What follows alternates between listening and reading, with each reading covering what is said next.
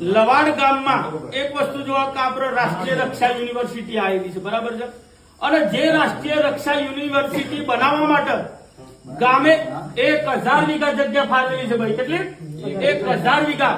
તો છતાંય ગામના નવયુવાનો શિક્ષિત વર્ગ બેકાર છે, બેરોજગાર છે, નથી ભાઈ? બરાબર. અને કેટલા નેતાઓ મોટા મોટા વડાપ્રધાન થી મોટી મુખ્યમંત્રી બીજા ગમે અન્ય નેતાઓ આપણી યુનિવર્સિટીની મુલાકાતે આવી ચુક્યા છે, બરાબર છે.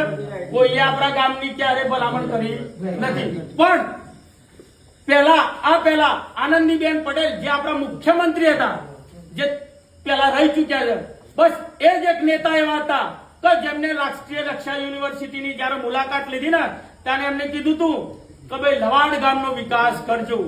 ખાલી એક જ એવા નેતા હતા જેનું નામ છે આનંદીબેન પટેલ, બાકી બીજા કોઈ નેતાએ ભલામણ નહીં કરી કે ભાઈ લવાડ ગામનો વિકાસ કરજો. કેમ ભાઈ? યુનિવર્સિટી બનાવવા માટે જો જગ્યા આપી હોય તો લવાડ ગામે 1000 વીઘા જગ્યા આપી છે ભાઈ.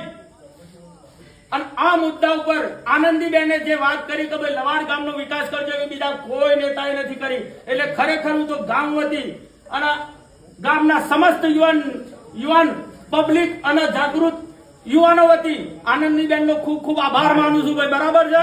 કે એક જ એવા નેતા હતા આનંદીબેન પટેલ કે જેમના ગામના વિકાસની ચર્ચા કરી, બીજા કોઈ નેતાએ નહીં, બરાબર.